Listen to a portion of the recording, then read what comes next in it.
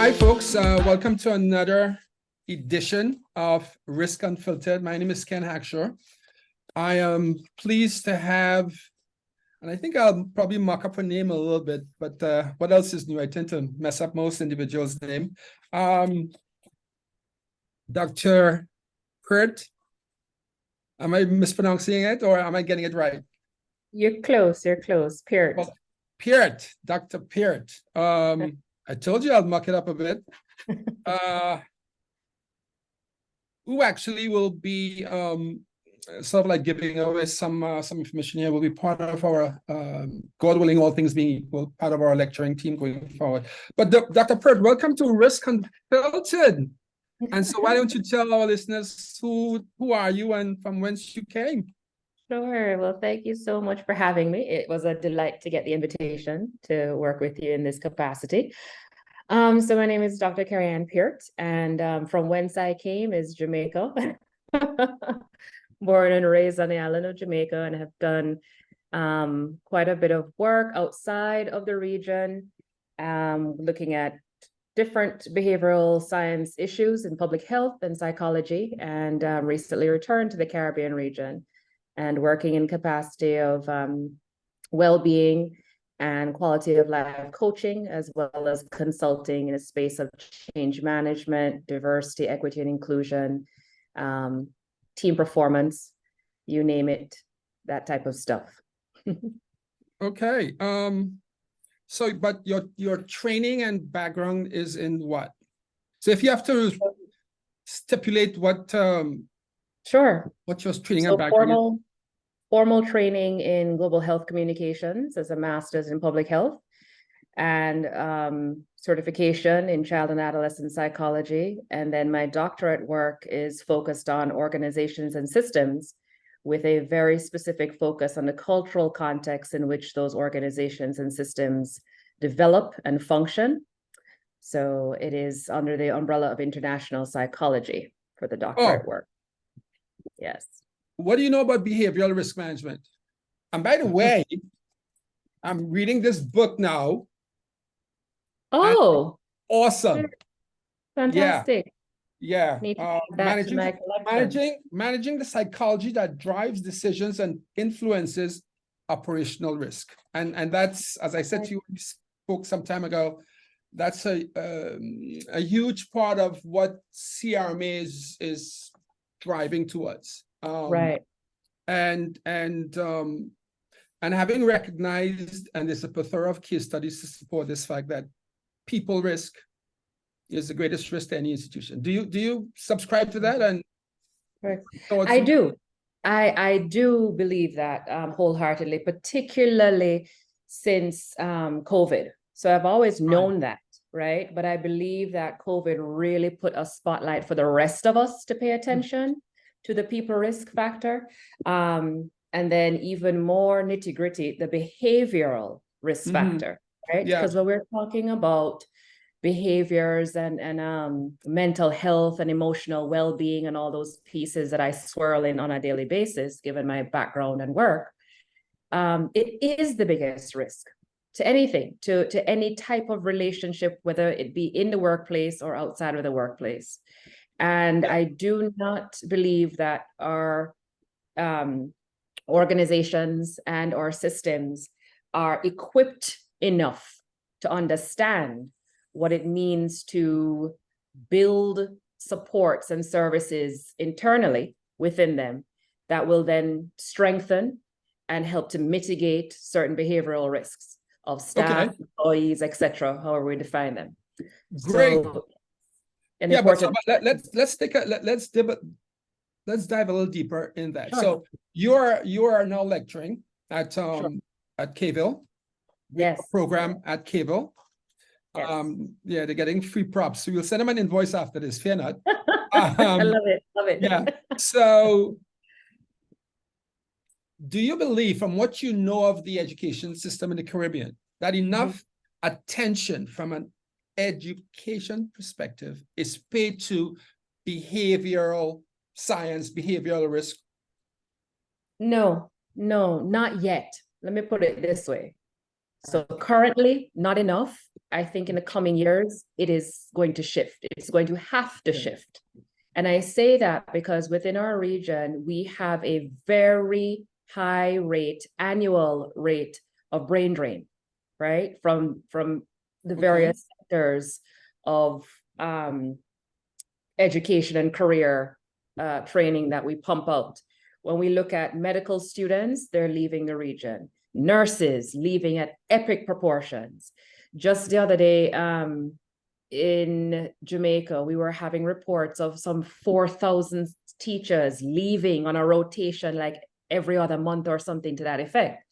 It was just these ridiculously high numbers of people leaving very important sectors of our community building, right? Community building and sustainability aspects.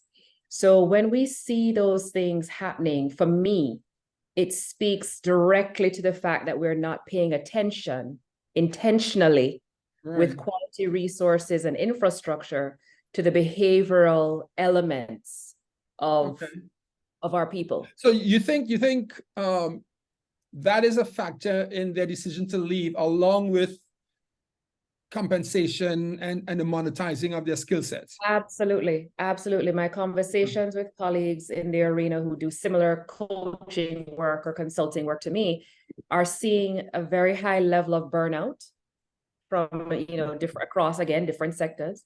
And the burnout is a buildup of the lack of supports within these companies or organizations or various sectors. We don't pay attention to signs and symptoms early enough of psychological stress that then led to these shifts in our behaviors that are oftentimes very poor coping mechanisms. And so we see this kind of, flight. People get into a panic. The responsibilities and obligations that we have as individuals to our families, to ourselves. And when we do not have safe spaces and well-resourced or well-equipped spaces to conduct our everyday routine pieces of behavior as human beings, we go elsewhere. And it is a very, very serious thing to have to consider, because when companies are looking at, quote unquote, their bottom line, right, they're often looking at the outputs in terms of commodities. So how many products are we putting out this month? How many widgets are we? Right. How many widgets are we actually, putting out and showcasing there? How much revenue are we coming in with and that kind of thing? But never or hardly ever considering the capacities of those individuals who are behind those widgets, right? So it's important to have kind of pull back the curtain a little bit more and consider, how are we as a company, or how are we as a collective, etc., paying attention to the psychosocial components of our employees that lend to these outputs and revenue return that we're seeking? Okay, so let's and that's so and I guess that's why we call it unfiltered. And folks, this is not program. So let's flip that script and bring it into the risk management space, where we want it to be proactive and anticipatory. So what we're talking about is the end game, right? Yes. So things happened, folks get stressed out, and so so how, well, let's stay with that for a second. So how do we then mitigate that? So you spoke a little bit about having proper resources, probably some training, maybe some upskilling for the high risks folks who have a potential to leave, right? So folks in the medical space, teaching and education. So, you can focus maybe the limited resources to those high risk groups of individual that's at risk of going abroad. But interesting, I'm looking at a sentence or a paragraph in the book I'm reading, and it goes like this, and you may or may not know what this means, but COSO, which is a body that drives the construct of enterprise risk management, right? focuses on highlighting the role of risk appetite and risk assessment, but does not stress the deep psychological issues described in this book. And so you have to read it, but what you just said resonated so well with some of the things I want us to chat about, because we can train folks to use a standard, risk standard, methodologies, processes, right? Yes. But there's nothing currently, well, I shouldn't say that, because the program we run through Cable, another free plug, has a behavioral science module in it, right? The role of behavioral science in risk management. Does not focus or does not train or educate. And by the way, there's a difference. One of the things we'll talk about is the difference between education and training. And there's a significant difference, right? Two different things. Yes. So there's not in any of the risk management training that currently exists, and is limited other than what we do. There's nothing about training the mind or the individual, or preparing the individual, the person, to deal with the tasks, be it technology, in this case, cybersecurity. Right. Because in the cybersecurity space, there's a term called adversarial thinking. Have you ever heard of it? I have heard of this. Okay, yes. so it basically means the ability to think like a hacker. Like your adversary. Yeah.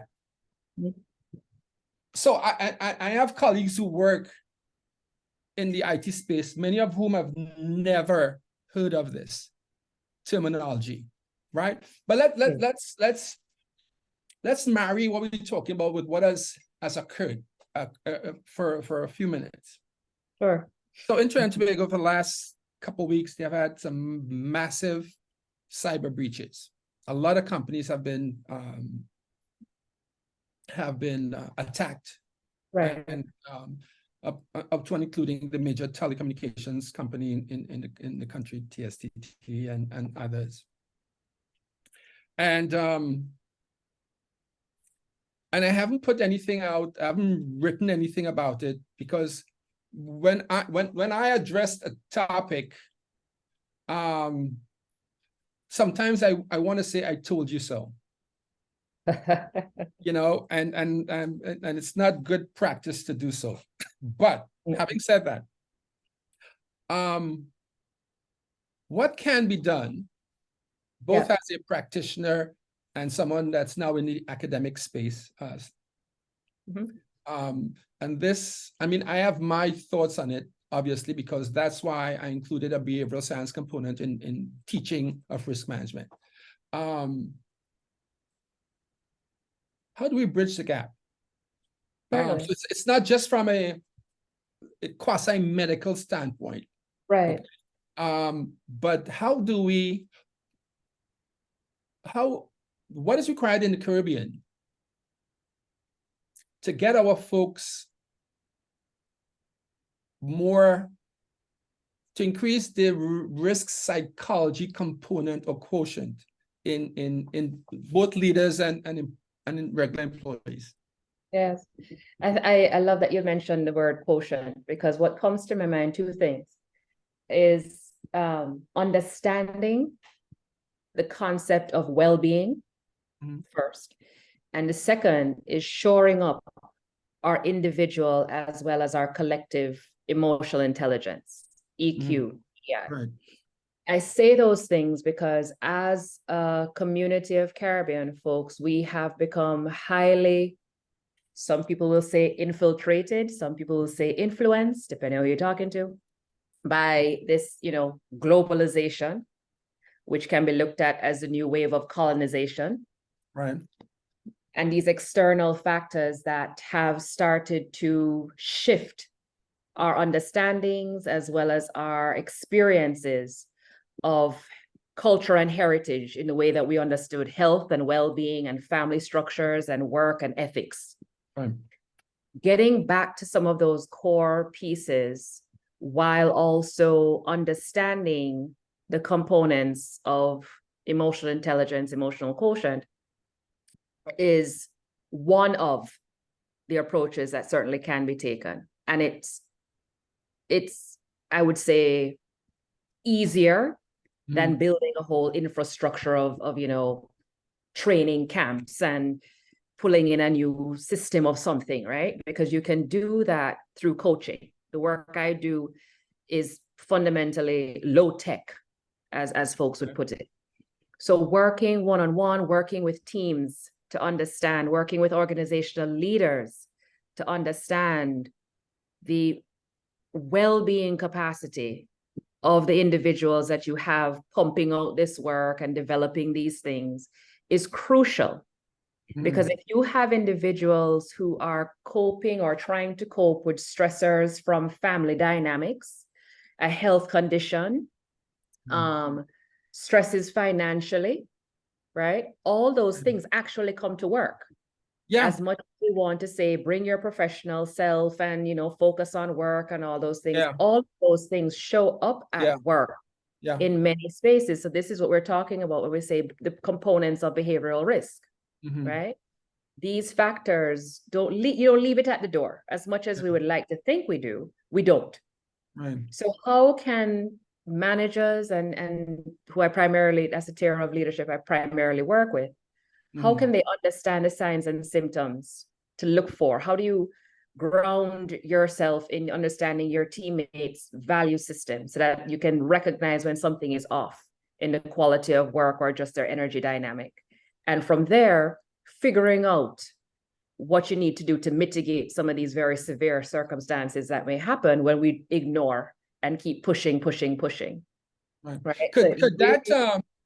Could that then lead to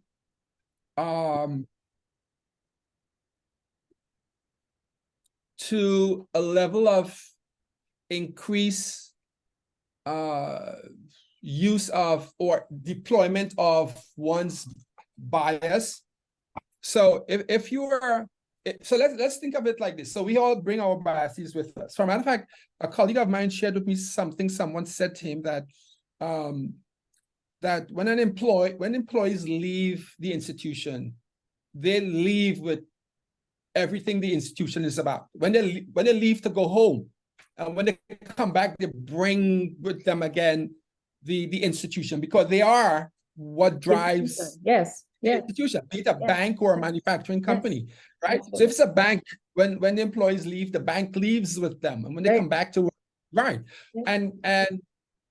And so that speaks to the importance of doing what you are prescribing and suggesting as well. Okay, that's one aspect. How do we then improve the lot? Now, on an individual level, so you'll meet with clients to try and effect some change. Yes. At an institutional level, how can that be done? How can you incorporate that which you're subscribing or what you're doing when you work on a one-on-one? But how do you institutionalize that? Correct. And it cannot be, if I may, going back to what I said, there's a huge difference between education and training. The institutions focus on so we have a bunch of, my words, educated idiots running around.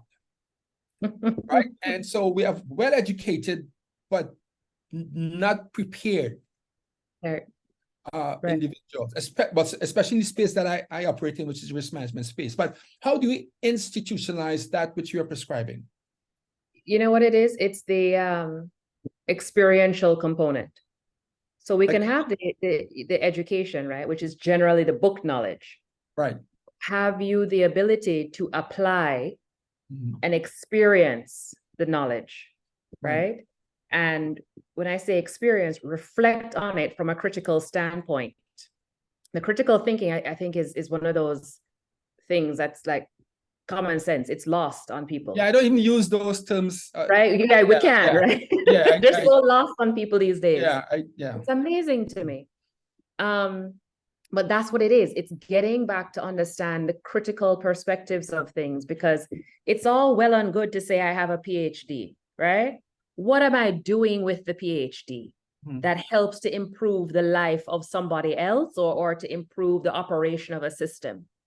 So I can give you the education, but for me, it's not just education, it's equipping, right? I am working to equip you, meaning putting into practice as I am working with you over a designated period of time for you to understand the theories, the models, and all of that, and the value of its operation, of the operation of those things, right? So you become equipped, you can practice it, you utilize it, you reflect on it, you evaluate it through a critical lens of application.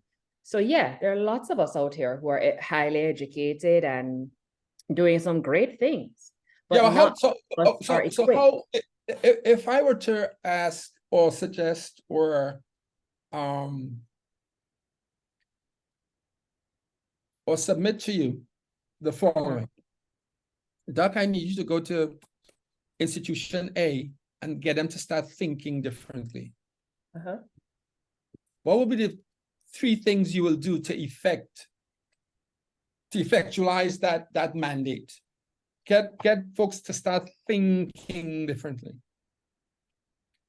So thinking differently, well, you and I both know that that happens over a period of time, right? Because people come from different capacities. Right. But shifting thought takes place when you bring in different perspectives and different perspectives that are relevant to the situation at hand, right? Because I can bring in data or somebody to talk about whatever, but if it's not relevant to the context in which we're operating, then there's no point of making that. Hence, so perspective. So there's a term called, and you may or may not know this, risk perception. So how do you, and it aligns with what you're just speaking about, specificity around the area. So, so risk perception speaks to how individuals perceive risk. And there's data, case studies, and folks like your good self in the in anthropology and psychology that says your education, your ethnicity, your gender, your age, your upbringing influences how you think about risk. But I probably could then extrapolate and say how you think about almost everything. Anything, correct. Is that a true statement? That is a very true statement. The context in which you are raised, educated, and practice, all those things that you go through generally in your development, influences and shapes the way you problem solve and the way that you then take on other aspects of your life when you move into other contexts. We walk with a grounded context of identity into other spaces. And as you learn in those other spaces, you pick up other things that inform or shape, right? Okay, so let's push the envelope on that a second. And I don't know the answer to this, but it comes up in what I'm doing. Hence the reason we do what we do to address the issue I'm about to ask of you there. So then there's no one cap fits all. So if you have 10 individuals that you have to train, or a department of 15 individuals, multi-ethnic, multicultural, educated differently across the globe, how do you then build an education program to do 2 things? I submit. One, they will have to unlearn certain things. And then secondly, teach them the new things. So how is that even possible though? Or is that only on a one-on-one basis? How? It's what we do every day in education, right? Because what we try to do. Well, what we try to do. Yeah, people coming from all sorts of backgrounds and perspectives and experiences, and giving them a core body of material that they're then supposed to study and master and operationalize based on, again, not just how they've originally been informed, but what they have now acquired in your learning, and then putting it into practice. So but Dr. Peart, do you believe for a second that the education system now, for context, in the designers of it and the techs have that at the forefront of their mind, acknowledging that, you know, we have all these different things? The argument now with education is that it's indoctrination, right? That it's really teaching or imparting a level of submission, that people are supposed to now come into your school or come into your educational system, acquire this particular knowledge, and then it funnels them into a particular set of options, right? This is why I'm saying lots of us are educated, but we're not equipped. Right. When you push back and say, okay, I've got this piece of knowledge, but this doesn't necessarily align with particular perspectives or desires of my own, how can I now upskill or figure something else out? That is your application process taking place. What can I use? What can I not use to now become equipped for the actual circumstance that I'm looking to involve myself with? There are many people that just stay educated and stay funneled in whatever arena society says it has to offer for them. Nothing is wrong with that, right? Yeah. It's just that when you're working with a mix of people who are equipped and then educated, you have to do the levels of assessment, the conversations, etc., to figure out what the common ground is. And by and large, the common ground comes back to certain behavioral elements, such as motivation, right? Understanding identities, right? Understanding core values and belief systems. And from there, you can then branch back out to say, well, here is how I now need to reframe their perspectives or expose them to something else. And that, you know, that happens oftentimes through the training. But then the added aspect is this coaching, because you have to then support the person in this new learning. You can't just do a few workshops with them and say, all right, great, you get the certificate of attendance, bye now. How do you know? Which I dare say is what a lot of institutions Which is what we do. do. Which is what we do. I have a lot of certificates of attendance, right? But I haven't used any of that information because there wasn't any responsibility to necessarily be accountable to applying the learning, right? So in the coaching process that I work with people on is after I have trained you in whatever it is that the client has agreed to be trained in, how are you now going to put this into place as a manager with your team or as a senior leader with your organizational mission and values, etc.? How are you now executing this on a day-to-day, week-to-week, month-to-month, year-to-year basis? And that is where that you mitigate some of those risk issues that we're talking about, and you create that new thinking, right? And you support the new thinking as well. Yeah, because what is pretty instructive, and I personally have identified it in the folks that I who attends the cohort. I don't call them students, I call them participants, because they're all practitioners in their own spaces, right? I mean, CFOs and corporate secs and general managers and stuff, right? So and what's interesting to me, it's so the speak of risk management is both an art and a science, right? The science part of it is I love to observe, and part of the observation, and then I test my observations by asking certain questions, or the folks who come to the cohort has to do a project at the end, a final project, right? And one of the complaints I get every cohort is it's too difficult, the time is too short to do it. To still do it, but something fascinating occurred to me after, and this is about our 8th cohort, Doc. The folks who are more active participants during the cohort tend to fare much better on the project than those who are silent participants, who are there just observing. And that is, so I went back after correcting the papers for this last cohort. I went back to the others just to prove my theory, and so said, so done. And I don't know. I'll leave it up to the folks like your good self to explain that. But there's a behavioral component to that. Yeah. There has to be a behavioral component, right? So I tell folks, and I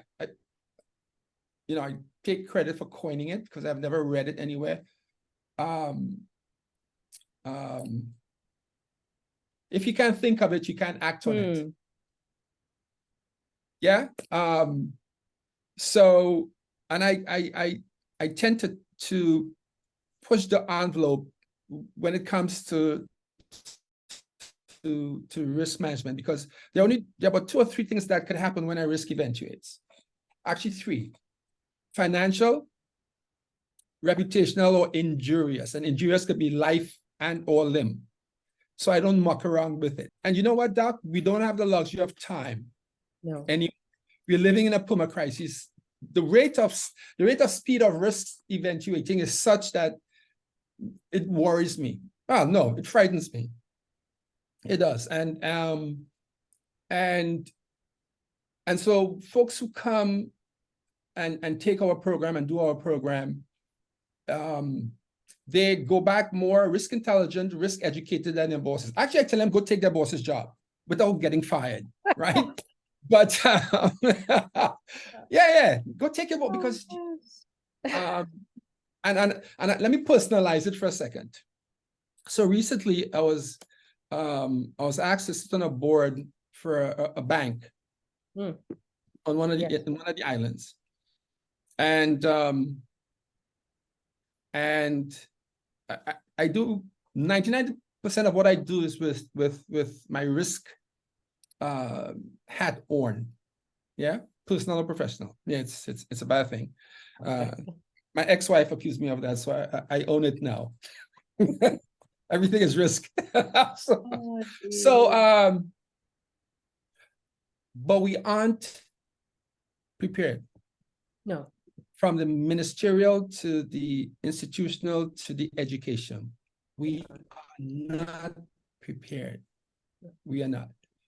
What if the prime ministers of all the islands get together and say, Dr. Peart, how do we remedy this? Give me 3 things that we can do to put us on the path. What would be those 3 things to address both the education aspect, the young ones, the institutional aspect, the leaders, and I dare say the government aspect. And it's all about the people. So what we're talking about is our people, individuals. Yeah. So not the processes or the technologies. That's for someone else. Your job is around the people aspect. What are the 3 things you'll do? In that order, first, second, and third. So my tagline is people, culture, and systems. So understanding, as we say, we lead with people, that people are the assets, right? I dare I say that many of our governments just see our people as votes and not necessarily, strong natural resources that need to be kept healthy and well. So understanding that people aspect and really grounding again in people first, this concept of people first, human-centered type of processes and designs is essential. The culture component, please retain your cultural identities, because the corruption of culture becomes, the gateway for that infiltration and a demise of identity. So understanding the value of our cultures and strengthening those and really leaning into those things that make us unique and different is important. And I think for many of us, our governments understand that through the lens of tourism. They don't necessarily understand that through the lens of the collective union of CARICOM. I don't think that that's there, right? So understanding the power that we have in our cultural identity, I think, is paramount.